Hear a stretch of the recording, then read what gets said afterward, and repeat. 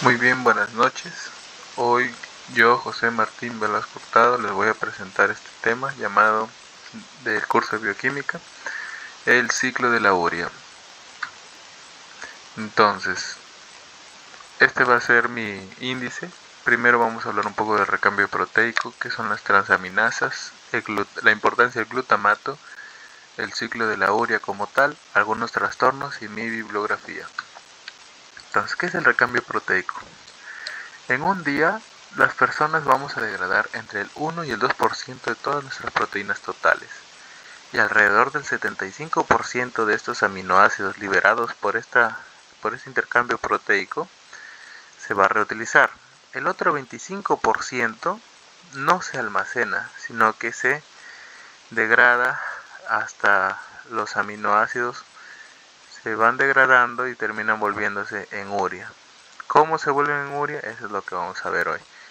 Entonces, acá les traigo una imagen sobre el recambio proteico. Como verán, el músculo, por ejemplo, degrada sus proteínas y envía a través de la ruta de la valina al cerebro, a través de la glicina al riñón. El riñón lo devuelve como alanina al hígado. Y por ejemplo, miren, una parte va al intestino, el 20% de los aminoácidos se van a absorber y van a regresar al hígado. Y el hígado finalmente lo regresa directamente al músculo en un 60% de aminoácidos con cadena de lateral. Y el músculo intercambia con alanina. O sea, del músculo al hígado con alanina. Del riñón al hígado igual con alanina. Acá es otro, en el caso, esta es la ruta de la alanina y glucosa. El ciclo de la alanina y glucosa.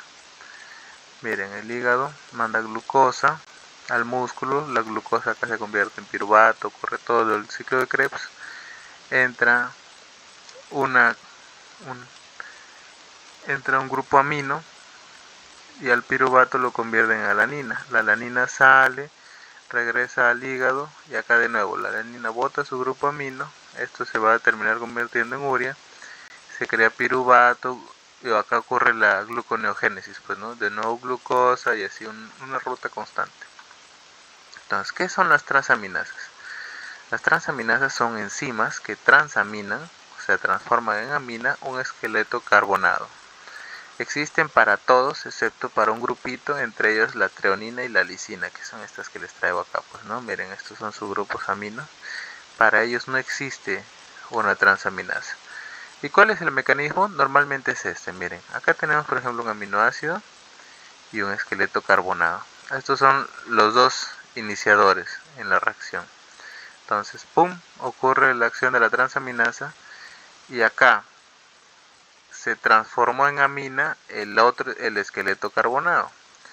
Y lo que era un aminoácido se quedó como solo esqueleto. Si se dan cuenta, miren, por ejemplo, acá mismo, lo único que ha pasado es que el grupo amina ha iniciado de estar acá con el primer iniciador y ha pasado con el segundo finalista, digamos, en la reacción. El glutamato y su importancia, miren, vamos a tener tres, digamos, sustancias afines al glutamato, que es el propio glutamato, la glutamina y el alfa-cetoglutarato. El glutamato, ¿cómo se forma? Se forma a través de un amonio y de un 2-oxoglutarato o un alfa-cetoglutarato, a través de un NAP, un ion hidrógeno, un NADP ion, un NAD, un hidrógeno. Miren, el NADPH más el ion hidrógeno se juntan y termina cediéndole el fósforo y se queda como NADH nada más. Y acá al revés, entra un NAD y se lleva ese fósforo mismo que acaba de donar acá, se traspasa al otro a través de la glutamato deshidrogenasa, que une estos dos y usa estos aditivos, llamémoslo por ahora, y se crea un glutamato. Para no confundirlos más con términos más complejos, se crea un glutamato. El glutamato, a través de la glutamina sintetasa, miren, lleva un amonio, se convierte en agua y el glutamato se convierte en glutamina. Miren dónde se quedó el amonio, para acá, se fue para acá. Igual, la glutamina al revés, para convertirse en glutamato, necesita agua y saca el amonio. Y vuelve a ser glutamato a través de la enzima glutaminasa. Recuerden, la glutamina sintetasa convierte el glutamato en glutamina y la vía de reversa de la glutamina al glutamato es a través de la glutaminasa. Y por último, el alfa-cetoglutarato. Lo que vimos acá, pues, ¿no? Pero este es otro tipo de reacción. Este es cuando hay, por ejemplo, a través de una transaminasa ocurre esto, pues, ¿no? Normalmente acá sería a otro esqueleto carbonado.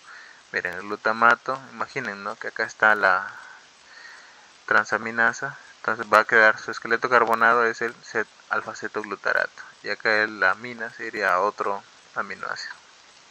Entonces, pasemos con el ciclo de la urea. El Harper lo divide en 4 procesos. El primero es la transaminación, la desaminación oxidativa, el transporte de amoníaco y por último las reacciones propias del ciclo de la urea. Entonces, ¿cuál es la transaminación? Lo que les hablaba primero, a través de una transaminasa, que ocurren en todas menos en un grupo, entre ellas la treonina y la lisina. Cualquier aminoácido X, imaginemos la alanina. La alanina se convertirá en piruvato, entonces cede su grupo amino al alfa-cetoglutarato que se convierte en glutamato. Ya, hasta acá estamos bien. Se transamina, o sea, van pasando las aminas, en otras palabras, a los glutamatos. De aquí ocurre la desaminación oxidativa.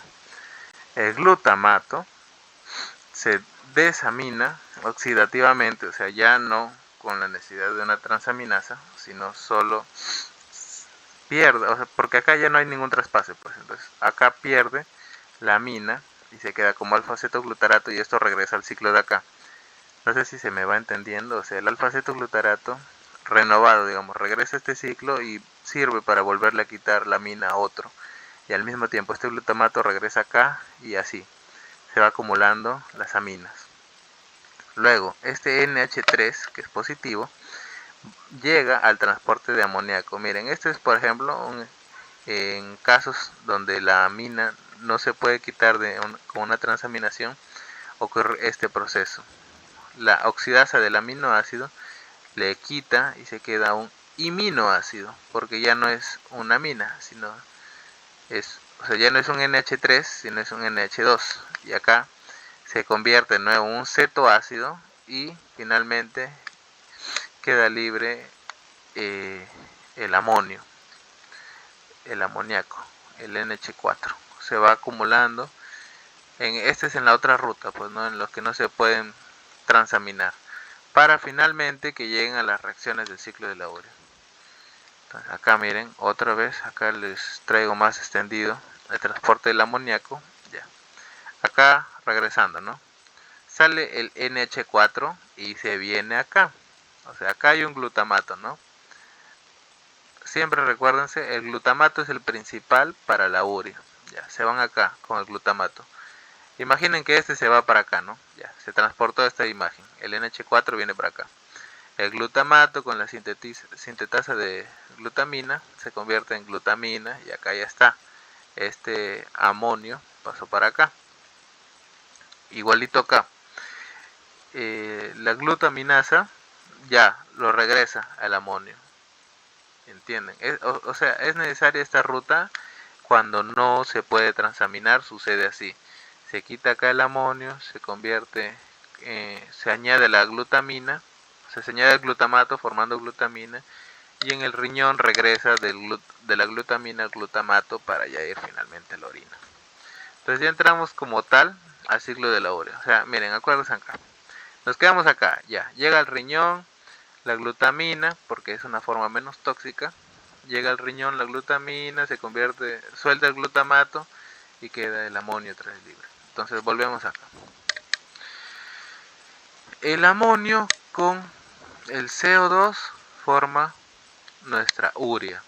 Entonces, esto ocurre a través de qué enzima? De esta, la sintetasa 1 de carbamoil fosfato, a través de, o digamos con este adyuvante, o digámosle este aditivo, ya, este esta sustancia es la que le va a ayudar, en términos simples, el N-acetilglutamato. Para no darles mucha terminología compleja, ya que es mi primera explicación, el N-acetilglutamato, gracias a la 2-magnesio, ATP más agua, se desfosforila y se queda como ADP y un fósforo libre ya.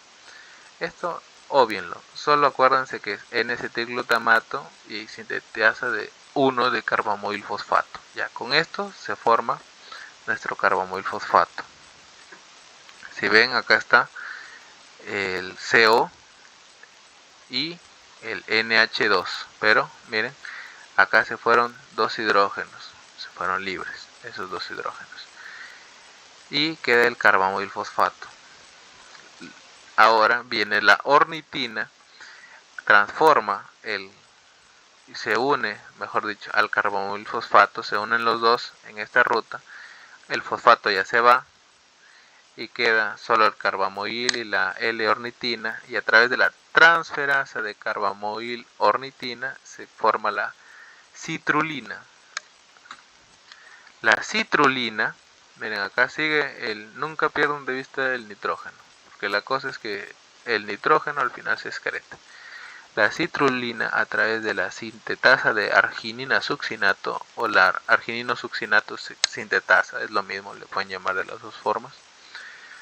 De nuevo viene el magnesio ATP, se forma en magnesio fosfato y un AMP. Miren, llega el aspartato con acá su grupo amina de ayudante y queda el arginino succinato, o sea, citrulina, arginino succinato, ¿a través de quién? De la sintetasa de arginino succinato, con la ayuda de quién? Del aspartato, que lleva otra amina más. El arginino succinato, a través de la enzima, la liasa de arginino succinato, primero desecha un fumarato. ¿Cuál es el fumarato? Si se dan cuenta, es un esqueleto carbonado. Miren, todo esto se desecha el fumarato y queda solo arginina. O sea, de arginino succinato queda arginina, gracias a la liasa de arginino succinato. Y no pierdan de vista de nuevo, acá está el nitrógeno, que es lo que nos va a importar para que se excrete.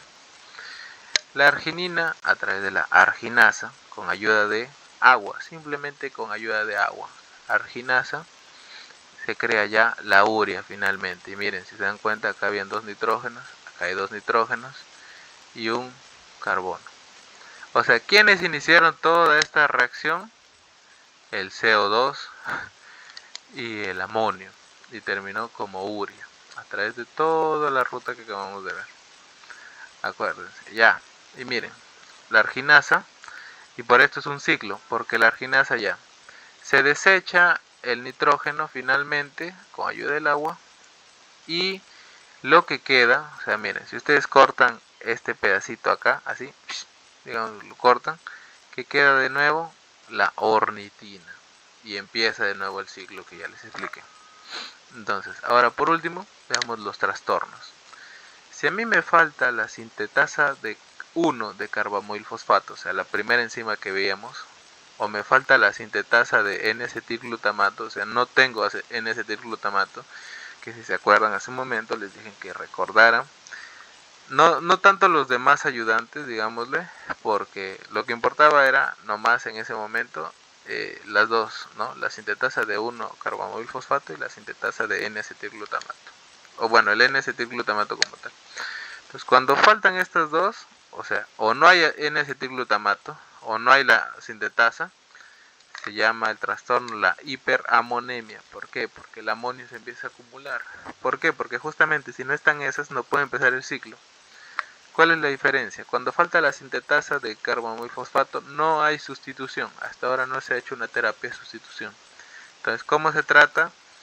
Transformando el amonio, ligándolo a fármacos para que se excreten de otra manera. Y bueno, eso ya es otro tema, ya entra dentro de farmacología. Ahorita estamos solo en bioquímica. En cambio, cuando falta la sintetasa de N-acetilglutamato, sí hay terapia de sustitución. O sea, te dan a ti para que tú consumas N-acetilglutamato y ya, se te mejora la hiperamonemia, tipo 1. Ahora, cuando falta la permeasa de ornitina, tienes el síndrome de hiperornitinemia, hiperamonemia y homocitrullinuria, o sea, el síndrome triple H. ¿Hay sustitución de permeasa? No hay sustitución. Cuando hay, por ejemplo, deficiencia de transcarbamoilasa de ornitina, se genera el síndrome de la enfermedad, de la hiperamonemia 2. ¿Cuál es lo relevante? Que la glutamina está elevada en sangre. ¿Por qué? Porque se trata de compensar, o sea, como les dije, la glutamina es la forma menos tóxica de almacenar amonio. Entonces se empieza a almacenar amonio en la glutamina, o sea, hay una hiperglutaminemia, podríamos decir. Se eleva en sangre, líquido cefalorraquídeo y orina. ¿Hay sustitución? No hay sustitución. Cuando falta, por ejemplo, la sintetasa de argininosuccinato, se genera la citrulinemia. ¿Por qué? Porque se va acumulando la citrulina. ¿Hay sustitución? No hay sustitución. Cuando falta la liasa de argininosuccinato, se genera una aciduria arginosuccínica. ¿Por qué? Porque va a haber niveles elevados justamente de argininosuccinato en sangre, líquido cefalorraquídeo y orina. ¿Va a haber sustitución? No hay sustitución actualmente. Cuando digo que no hay sustitución, no me refiero a que no haya tratamiento, sino que, como les digo, ese amonio se empieza a unir a fármacos. Hay fármacos a los que se les une el amonio y de esa manera se van miccionando y ya no hay problema. Pero, o sea, en lo que es como tal reemplazo de esa enzima no existe. Por eso le pongo en el cuadro que no hay. Quiero recalcar eso. O sea, no me estoy refiriendo a que no hay tratamiento, sino que no hay reemplazo de esa enzima. Por último, cuando falta la arginasa, hay hiperarginemia, porque bueno, se va acumulando la arginasa en sangre y eso crea esa condición, la hiperarginemia. Mi bibliografía son 2 libros. El primero es el Preguntas y Respuestas para el UCML, paso 1, Bioquímica y Genética, y el segundo es el maravilloso Harper. Muchas gracias, eso fue todo. Espero que se haya entendido. Alguna duda me la dejan en los comentarios del video.